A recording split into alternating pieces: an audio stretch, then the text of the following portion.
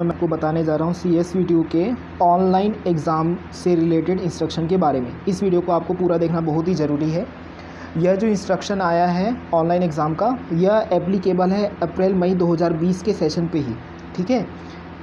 तो यहाँ पर आपको जैसे पता होगा कि 11 जनवरी से 11 जनवरी से different online exams different semester के डिफरेंट कोर्सेज़ की स्टार्ट हो रहे हैं, उसी के लिए इंस्ट्रक्शन आया है, ठीक है। जो भी आपका क्वेश्चन पेपर रहेगा सिलेबस से रिलेटेड, वो सब्जेक्टिव रहेगा, यानी कि जैसे आपके पहले ऑफलाइन एग्ज़ाम होते थे उसी तरीके से आपका same to same question paper आएगा। इंस्ट्रक्शन नंबर 3 ये बोलता है कि जो भी आप एग्ज़ाम में शामिल होंगे, जिस इंस्टीट्यूट में आप पढ़ाई कर रहे हैं वहीं से आप उसमें शामिल होंगे, वहीं से या फिर उन इंस्टीट्यूट के माध्यम से ही आप परीक्षा में शामिल होंगे। परीक्षा के बारे में यदि कोई भी आपको एक्स्ट्रा इंस्ट्रक्शन जानने हैं तो उसके बारे में आपको अपने कॉलेज में कांटेक्ट करना ज़रूरी है। इंस्ट्रक्शन नंबर 4 ये बोलता है कि एग्ज़ाम स्टार्ट होने के पहले आप अपने अटेंडेंस कि आप एग्ज़ाम अटेंड कर रहे हैं कि नहीं कर रहे हैं, आज का एग्ज़ाम आप दे रहे हैं कि नहीं दे रहे, इसका इन्फॉर्मेशन आप अपने HOD या फिर एग्ज़ाम कोऑर्डिनेटर को ज़रूर देंगे। इंस्ट्रक्शन नंबर 5 ये बोलता है कि जो भी आप आंसर शीट में लिखेंगे उसका जो कैलकुलेशन है इसका कैलकुलेशन एक टेबल के बेसिस पे किया जाएगा जो विश्वविद्यालय द्वारा तैयार किया गया है। इस टेबल के बारे में, इस टेबल का बहुत ही सिंपल सा लॉजिक है जिसको मैं एक सेपरेट वीडियो इसके ऊपर अलग से बनाने वाला हूँ, ठीक है। फ़िलहाल हम फर्दर इंस्ट्रक्शन के बारे में मूव ऑन करते हैं, ठीक है। तो इंस्ट्रक्शन नंबर 6 ये बोलता है कि जिस दिन आपका एग्ज़ाम होगा उस दिन मॉर्निंग में 10 बजे तक आपको जो क्वेश्चन पेपर जो है एग्जैक्ट 10 बजे के आसपास आपको मिल जाएगा। जब आपको क्वेश्चन पेपर मिलेगा तो उस क्वेश्चन पेपर को आपको A4 साइज़ के वाइट पेपर पे, है ना, A4 साइज़ के वाइट पेपर पे उसका आंसर लिख के उस आंसर का PDF बना के आपको भेजना रहता है बाद में, ठीक है।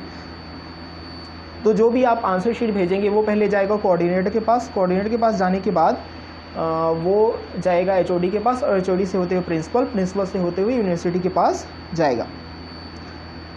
जो भी आप एग्ज़ाम देंगे, ठीक है, यहाँ ज़रूर लिख दिया 10 MB का हाई स्पीड बैंडविड्थ आवश्यक है।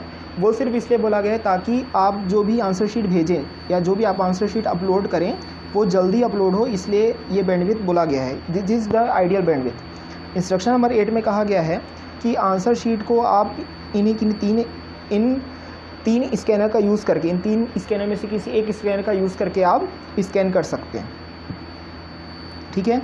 इंस्ट्रक्शन नंबर 9 ये बोल रहा है कि जो भी आप आंसर शीट का PDF बनाएंगे उसका मैक्सिमम साइज़ 20 MB होना चाहिए और उस आंसर शीट का जो भी आप PDF बनाएंगे उसका जो नॉमेनक्लेचर या नाम कैसा होना चाहिए, पहले सब्जेक्ट कोड फिर अंडरस्कोर यानी कि रोल नंबर।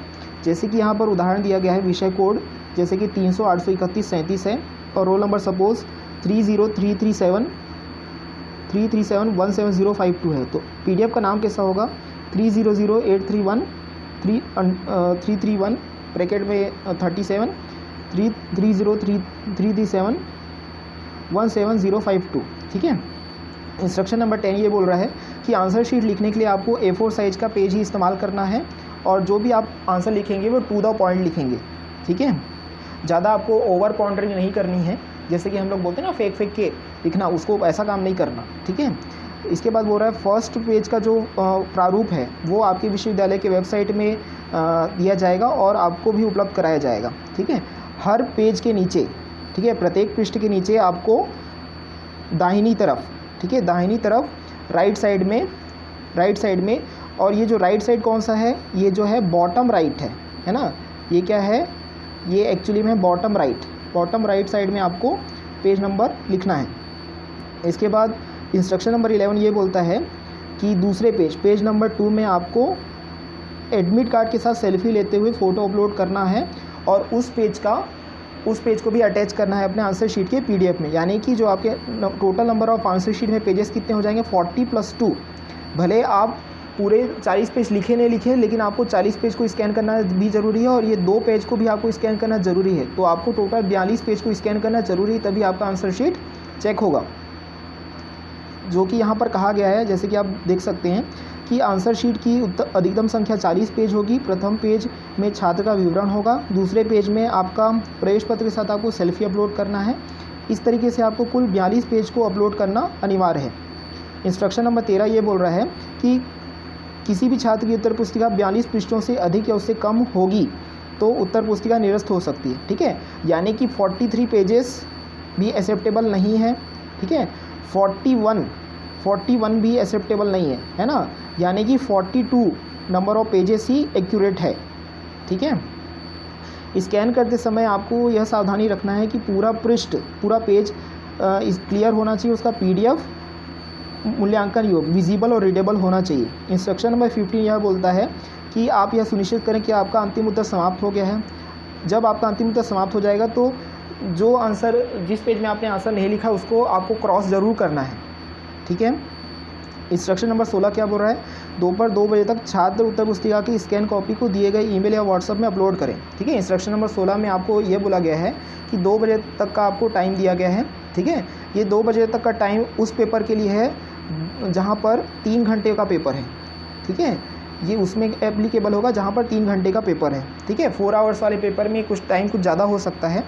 ठीक है, इंस्ट्रक्शन नंबर 7 में ये बोल रहा है परीक्षा के दौरान छात्रों को एक दूसरे या अन्य के साथ संपर्क करना निषेध है, एक दूसरे के साथ कांटेक्ट नहीं करें। ठीक है, यदि निगरानी करते समय ऐसी गतिविधि पाई गई तो नकल प्रकरण होगा, UFM बन सकता है। ठीक है, इंस्ट्रक्शन नंबर 18 ये बोल रहा है कि अलग अलग 2 छात्रों की उत्तर पुस्तिका में एकरूपता है ना, 2 अलग अलग छात्रों का जो उत्तर पुस्तिका है वो सेम टू सेम नहीं होना चाहिए। यदि सेम टू सेम होगा तो उसमें आपके ऊपर क्या हो सकता है, UFM हो सकता है। तो ये टोटल 18 इंस्ट्रक्शन है। इसके बाद 90 नंबर का इंस्ट्रक्शन ये बोलता है कि मर्ज किए गए कॉलेज के छात्रों के डेटा को मूल संस्थानों द्वारा संभाला जाएगा, जिसमें कॉलेजों को विलय कर दिया गया। मान लीजिए आपने किसी ऐसे कॉलेज में पढ़ाई की है जो आज के समय में करंट की समय में क्लोज़ हो चुका है, क्लोज़ हो गया है, तो क्लोज़ होने के बाद जिस न्यू इंस्टीट्यूशन में आप गए हैं वहाँ पर आपका डेटा रखाया जाएगा। बंद कॉलेज से स्थानांतरित छात्रों का ध्यान अभिभावक कॉलेजों द्वारा निम्नलिखित सूची के अनुसार रखा जाएगा। तो ये सूची दी गई है, इस सूची का आप स्क्रीनशॉट वगैरह ले सकते हैं।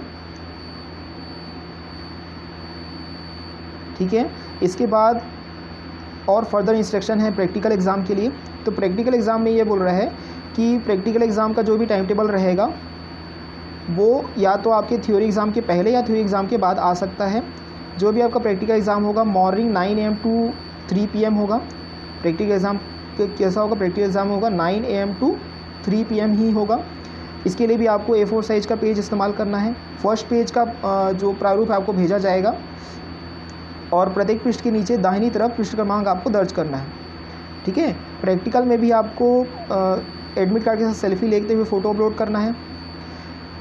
ये प्रैक्टिकल में आंसर शीट है ना, जब हम बात करते हैं प्रैक्टिकल एग्ज़ाम की तो प्रैक्टिकल में जो आंसर शीट होगा वो होगा 8 पेज का आपका आंसर शीट होगा और 2 पेज का आपके अदर होंगे है ना, जिसमें फर्स्ट पेज आपका प्रथम पेज में छात्र का विवरण और दूसरे पेज में एडमिट कार्ड के साथ सेल्फी। तो टोटल कितने पेजेस होंगे, टोटल होंगे 10। इस तरीके से कुल 10 पेजेस को आपको अपलोड करना ज़रूरी है।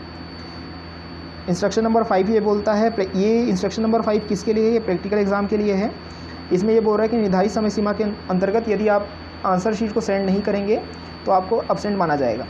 इंस्ट्रक्शन नंबर 6 ये बोला है कि प्रैक्टिकल एग्ज़ाम या फिर प्रोजेक्ट के लिए वाइवा बोस जो होगा वो होगा ऑनलाइन होगा, जिसमें इंटरनल और एक्सटर्नल दोनों मौजूद रहेंगे और जो समय सीमा है 9 AM टू 3 PM इसके अंतर्गत ही आपका प्रैक्टिकल कंप्लीट होना है।